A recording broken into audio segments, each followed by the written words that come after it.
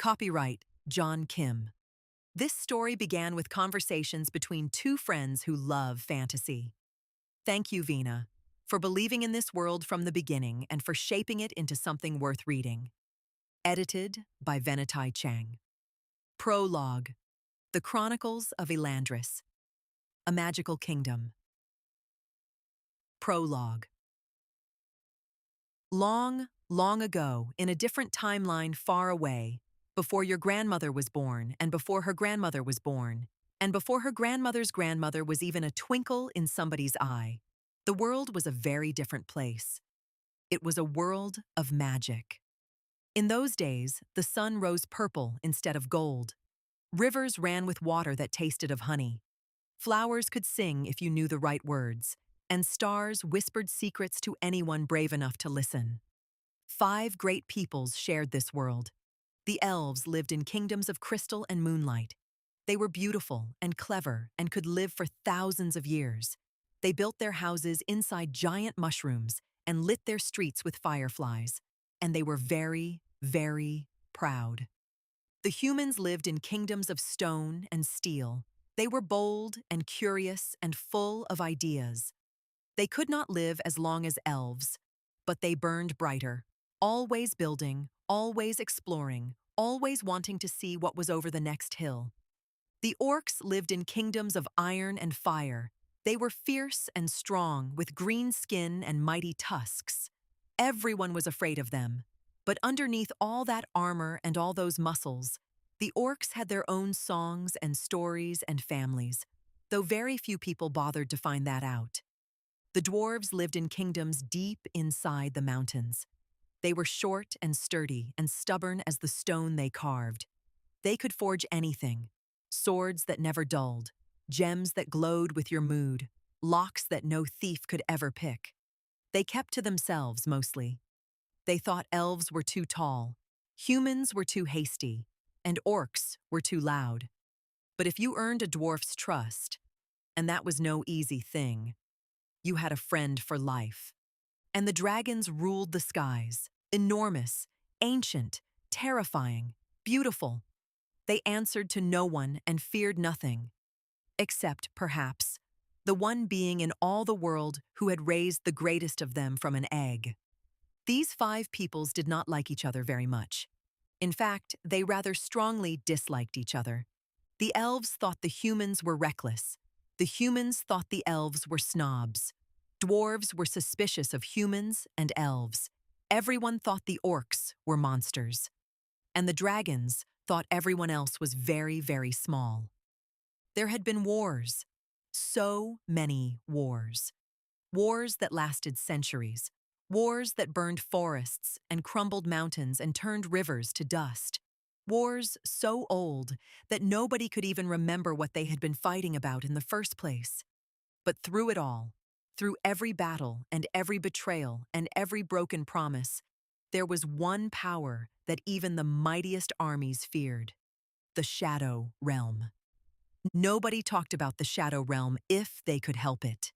It existed between worlds, in the dark spaces between the stars, in the silence between heartbeats, in the shadows that lingered at the edges of even the brightest room. Its legions had fought all 3 races at once during the ancient Shadow Wars, and won without even trying very hard. And the Shadow Realm had a ruler, the Shadow Emperor. Some said he was a god. Some said he was a demon. Some said he was older than the sun itself. The truth was stranger than any of those things. But that is a story for later. This story, the one you are about to read, begins in the most beautiful elven kingdom of them all, Elandris. It begins with a queen who never smiled, a queen who ruled with an iron fist and a frozen heart, who had done something so terrible that it would bring the whole world crashing down around her. It begins with a secret, and it begins with a princess. She was 8 years old, which means she lived about 80 years in human years. Elves aged much more slowly than humans. She had wild silver curls that never did what they were told, and spring green eyes that saw more than they should. She laughed too loudly and ran too fast, and asked too many questions. She snuck into the forbidden library when no one was looking, passed 7 enchanted keys and 3 magical spells, and 1 very grumpy owl. She was far too curious for her own good. Her name was Liriana, and she had no idea that she was about to change everything. You see, this is not just a story about elves and humans and dwarves, orcs and dragons. It is not just a story about magic and battles and crowns and thrones. It is a story about what happens when someone very small and very brave chooses to do the right thing, even when the right thing is very, very hard. It is a story about a girl who became an empress, a mother to dragons, a friend to orcs, adored by dwarves, a bridge between worlds. And it is a story about how 4 peoples who hated each other for thousands of years finally learned to live together, not in fear, not in suspicion, but in harmony. But we are getting ahead of ourselves. Let us go back to the beginning, back to a kingdom called Elandris, back to the day the moonflowers bloomed, back to the day everything changed. End of prologue. The story begins. The Chronicles of Elandris, a magical kingdom. Chapter 1. The Queen Who Never Smiled. In a world separated by distance and time, where the sun rose purple and set in swirls of gold, there existed a magical land that most people had forgotten. It was called Elandris, the kingdom of the Elves, and it was hidden behind a curtain of silver mist that only appeared on nights when the moon was round and full. The elves of Elandris had pointy ears like leaves and eyes that sparkled like precious gems.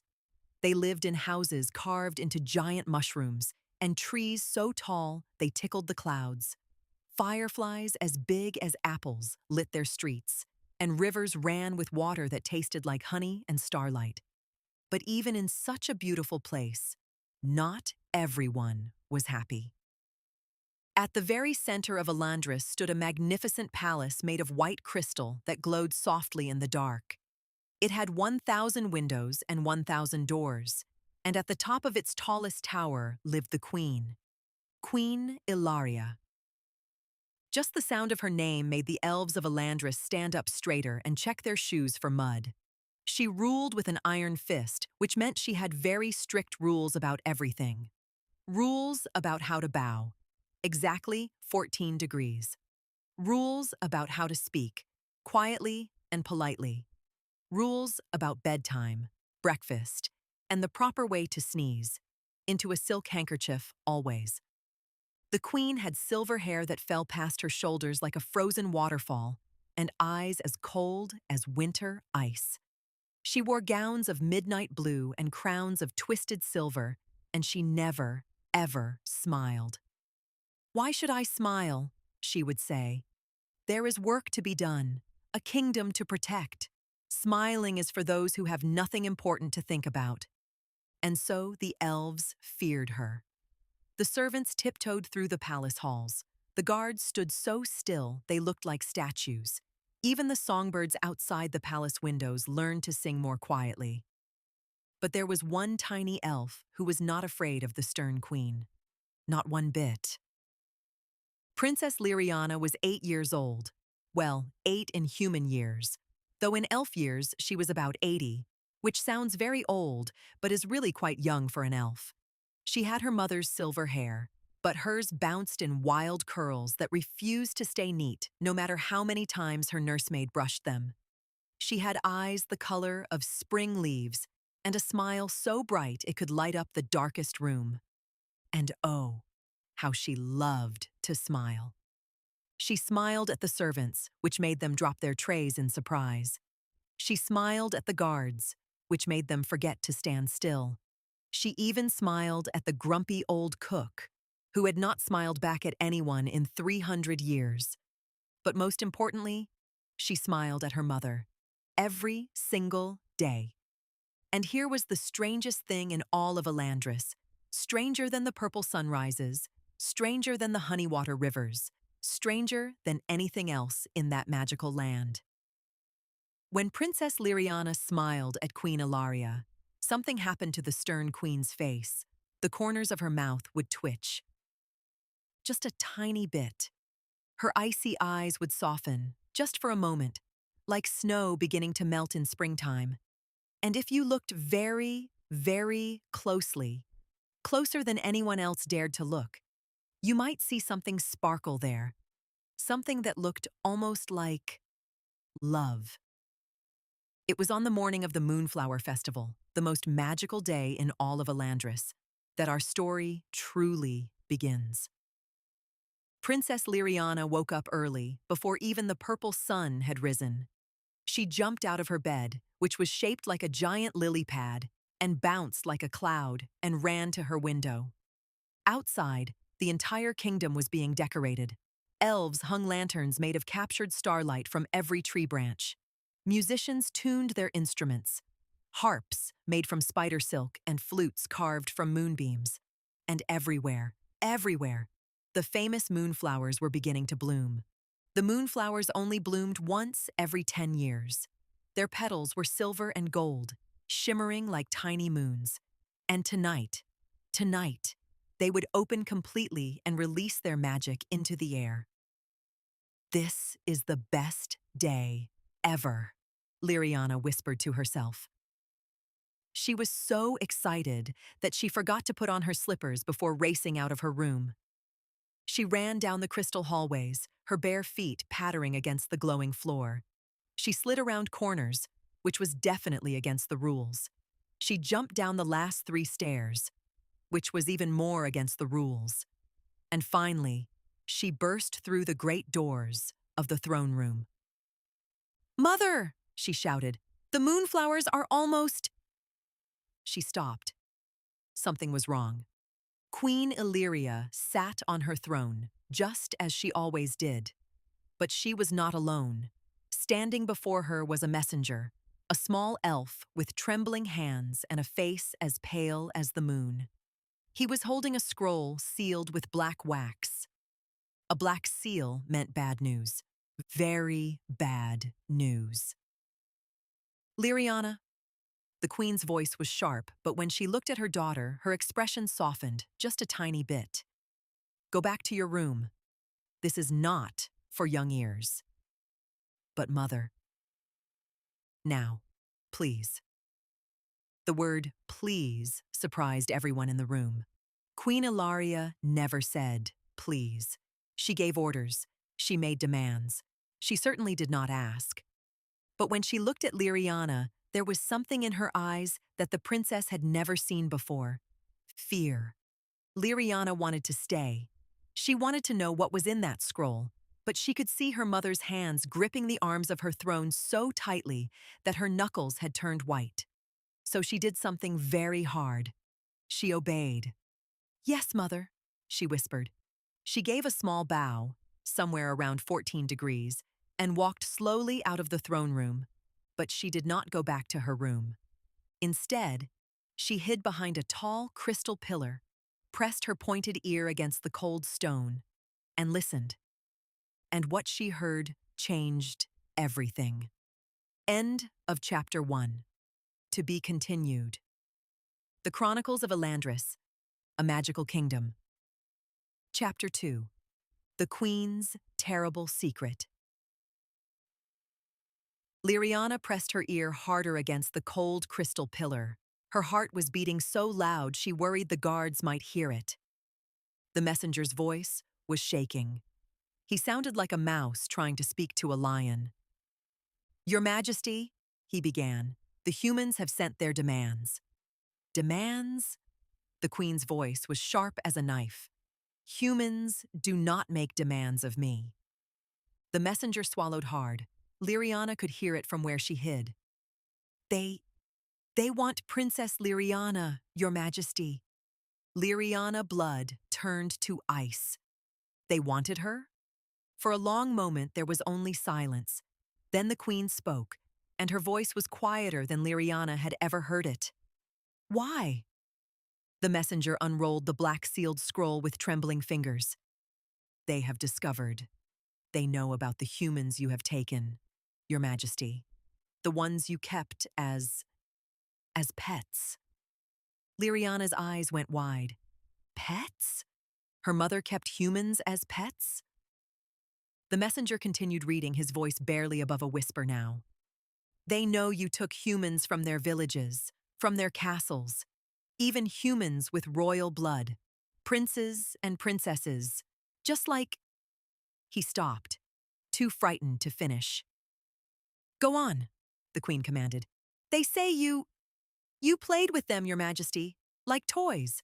And when you grew bored, the messenger's voice cracked. When you grew bored, you had them taken away, in secret, and they were never seen again. Behind the pillar, Liriana felt like she might be sick. This couldn't be true. Her mother was strict, yes. Cold, yes. Frightening even. But cruel? Truly, terribly cruel. She waited for her mother to deny it, to shout that it was all lies, to send the messenger away for saying such horrible things. But Queen Ilaria said nothing. Nothing at all. And that silence was the worst answer of all. What do they want? The queen finally asked. Her voice sounded different now. Tired. Old. They promise no war, the messenger read. They promise no revenge. They say the past can stay buried. If you stop. Forever. And my daughter? A hostage, Your Majesty. To make sure you keep your promise. They want... The messenger looked at the scroll again, as if hoping the words might have changed. They want surety. Princess Liriana must live among the humans. If you ever take another human, she will pay the price. Liriana covered her mouth with both hands to stop herself from crying out. They wanted to take her away from Elandris, away from her home, away from her mother, to live among strangers who hated her kind. And if I refuse? The queen asked. The messenger lowered the scroll. When he spoke again, his voice was barely a whisper. War, Your Majesty. All-out war. Not just one human kingdom, all of them. You took children from every kingdom, from the east and west, from the mountains and the shores. They have united against us. Every human kingdom, standing together. The queen laughed, but it was not a happy sound. Then we will fight. Elandris has never lost a war. The Elven Council will not help us. The messenger's words hung in the air like a dark cloud. What did you say? The queen's voice was dangerous now. The council has already been told, Your Majesty. They are displeased. They say what you did breaks the old laws. They say it brings shame upon all elves. The messenger was shaking so hard now that the scroll rattled in his hands. They will not fight beside us. We would stand alone against every human army in the world. Silence.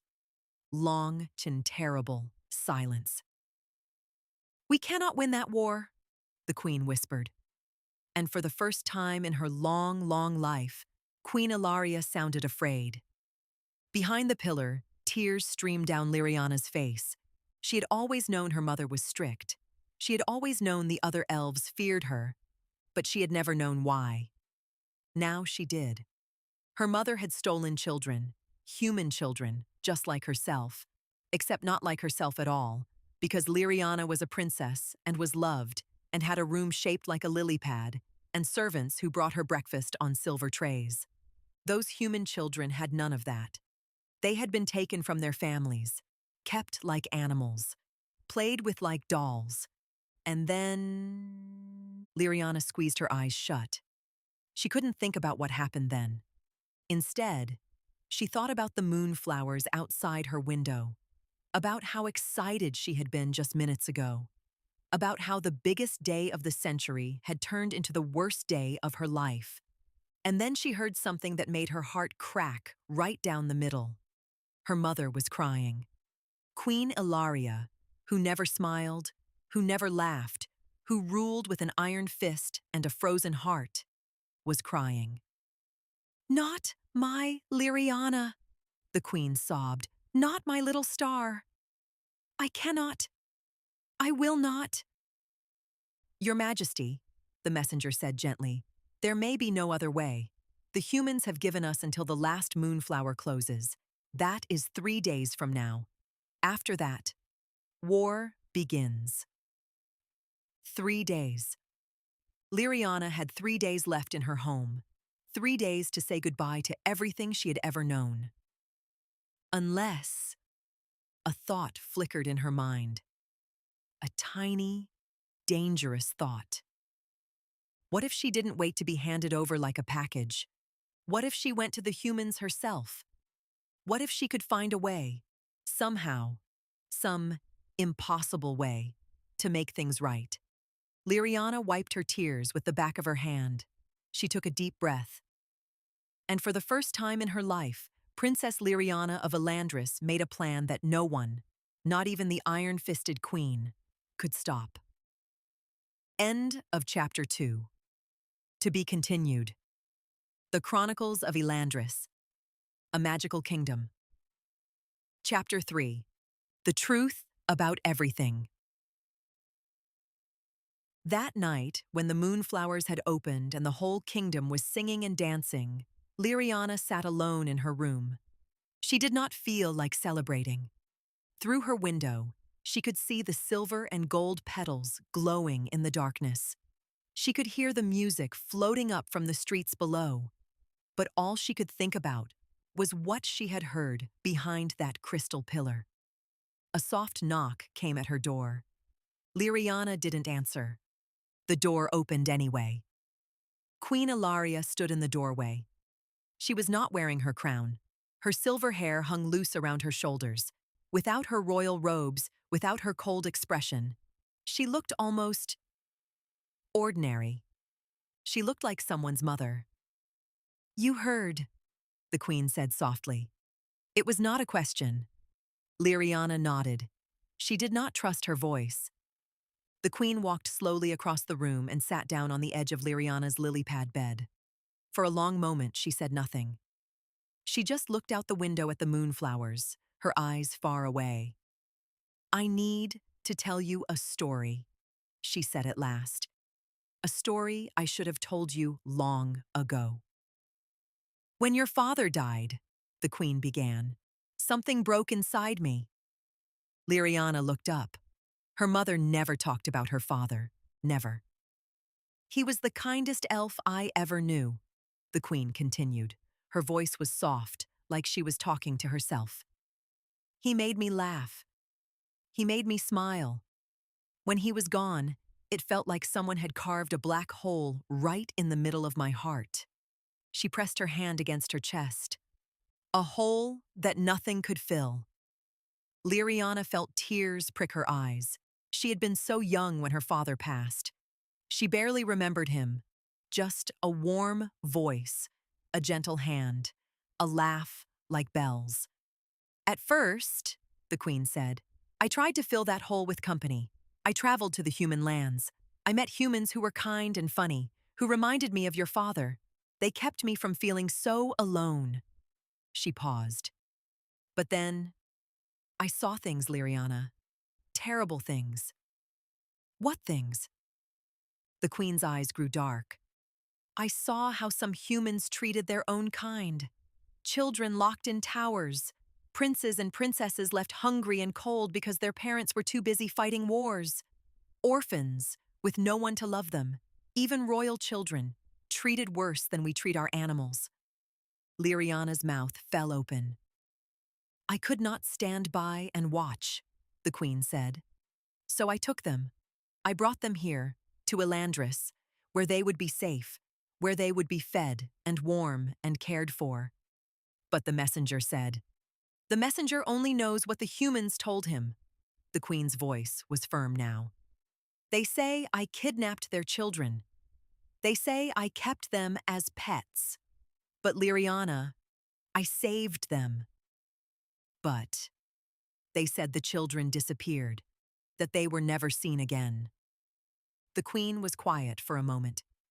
I hid them, she admitted. I hid them so well that not even my own people knew where they were.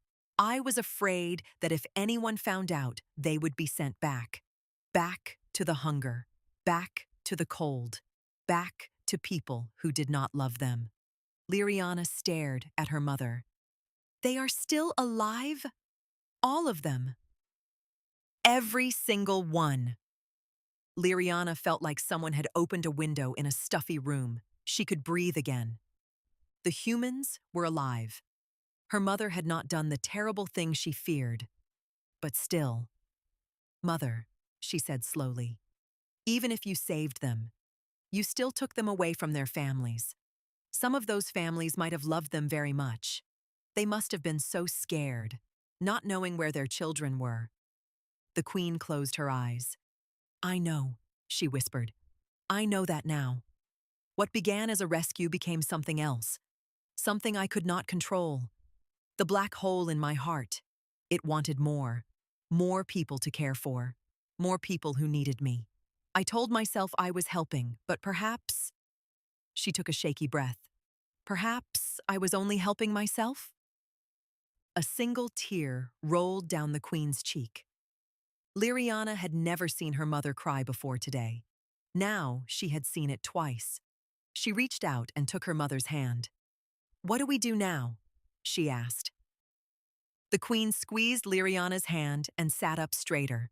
When she spoke again, her voice was stronger. We make things right. She looked into Liriana's eyes. You will not go to the humans as a hostage, my little star. You will go as something much more important. She paused. You will go as an ambassador of goodwill. An ambassador?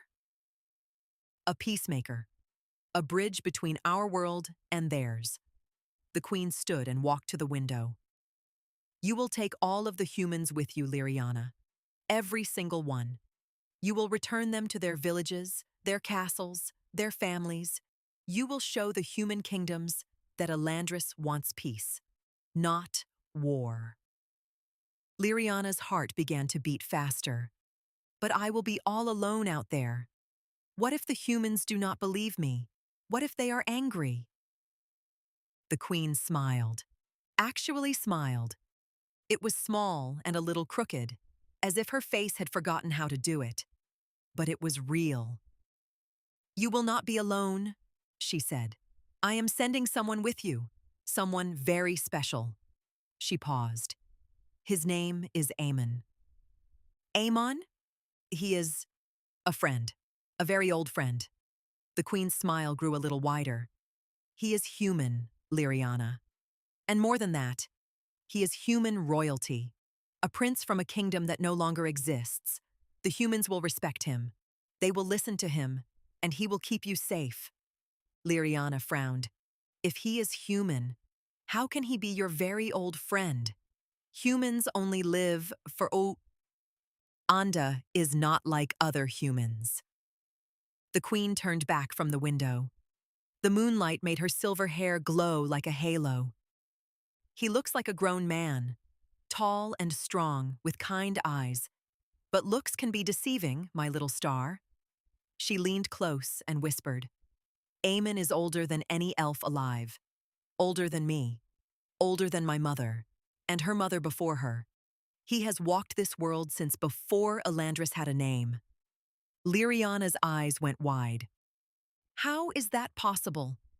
That, the queen said, is something you will have to ask him yourself. Amon has many secrets. But this I know for certain. He is good, and he is true, and he will protect you with his life. There is one more thing, the queen added. I will send a report to the Elven Council. I will tell them everything, the truth about what I did and why. I will ask them to send their own representatives with you. That way, the humans will know this is not a trick. They will see that all of Elvenkind stands behind this mission of peace. Liriana nodded slowly. It was a good plan, a brave plan, but it was also terrifying. She was only 8 years old. She had never left Elandris. She had never met a human. And now she was supposed to travel across the world, return dozens of lost children, and somehow convince angry kings and queens to forgive her mother? It seemed impossible. But then again, so did moonflowers that only bloomed once every 100 years. So did rivers that tasted like honey. So did mothers who never smiled. Until they did. "When do I leave?" Liriana asked. "Tomorrow morning, at first light." The queen knelt down so they were eye to eye. "But tonight, my little star, we celebrate. The moonflowers only bloom once every 100 years. Let us watch them together. One last time, before everything changes." She held out her hand. Liriana took it.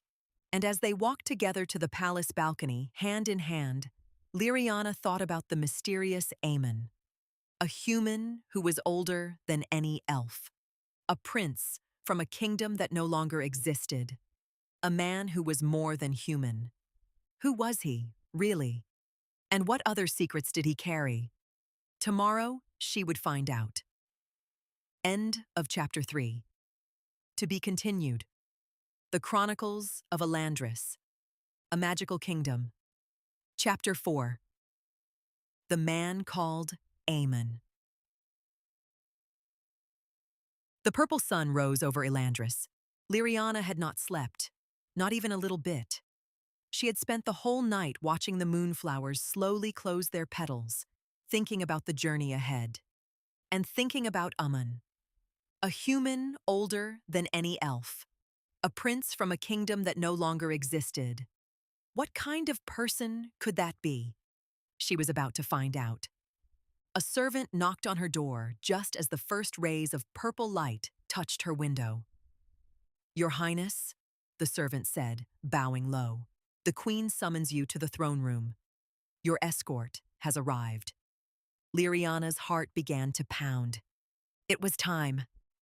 The throne room felt different this morning. The crystal walls still glowed. The guards still stood like statues. Queen Illyria still sat on her throne, tall and stern. But there was someone new. Someone who made Liriana stop in her tracks the moment she saw him. He stood at the foot of the throne, a tall man with broad shoulders and a kind face. His hair was dark as midnight, and his eyes were the color of storm clouds. He looked like he might be 30 years old, or maybe 40. It was hard to tell, but it was not his face that made Liriana stare. It was what he was wearing. The man called Aemon was clad in armor made of mithril, the rarest metal in all the world. It shimmered like captured moonlight, beautiful and deadly. On his chest was an emblem Liriana did not recognize, a circle with 4 smaller circles around it, like a moon surrounded by stars. And floating around him, actually floating, like leaves on an invisible wind, were 4 orbs, 4 mithril orbs. They circled him slowly, silently, like tiny moons orbiting a sun. Each one hummed with a soft, strange power that made the air feel electric. Liriana felt a chill run down her spine. Now, there was something special about Princess Liriana that even she did not fully understand. Since she was very small, she had been able to sense things. Not just see them or hear them, sense them. When someone told a lie, she felt it like a cold breeze on her skin. When someone told the truth, she felt warmth, like sunshine. It was a gift, the gift of sensing and truth, and it had been passed down through the royal family for generations. Right now, standing in the throne room, that gift was going wild. Because what she sensed from Aemon was terrifying. Not evil. No, there was no coldness, no darkness in him, but the truth of who he was, the real truth hidden beneath that kind face and mithril armor. It was so vast, so ancient, so powerful that Liriana felt like an ant standing before a mountain. This was no ordinary human. This was something else entirely. "Liriana," the queen said, "may I present Aemon? He will be your guardian and guide on this journey." Aemon bowed deeply. When he spoke, his voice was warm and gentle, like a grandfather telling stories by a fire. "Your Highness," he said, "I shall escort you during this journey through the human lands. You have my word. No harm will come to you while I draw breath." Liriana tried to curtsy, but her eyes kept drifting to those floating orbs. She had seen them before. Not in person, never in person, but in a book.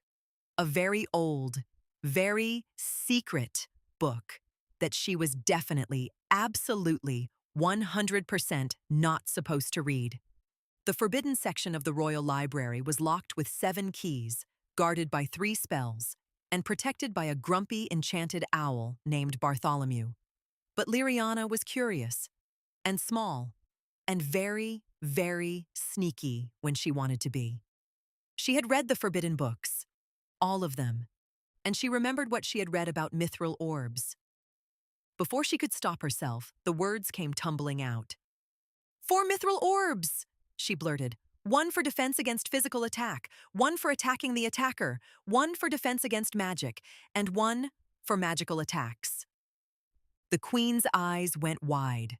Aemon's eyebrows rose, but Liriana could not stop now. The words kept coming, faster and faster, like water pouring from a broken dam. Only shadow beings can control mithril orbs. The books say so, and shadow beings' magic is more ancient than elven magic, more ancient than any magic in the world. Their power comes from the space between stars, from the darkness before the first sunrise. She took a deep breath. "You are not human at all. You are from the shadow realm." Silence. Complete, total silence. Even the guards, who were trained never to move, shifted nervously. Then Aemon did something unexpected. He smiled. "Your Highness is well read," he said.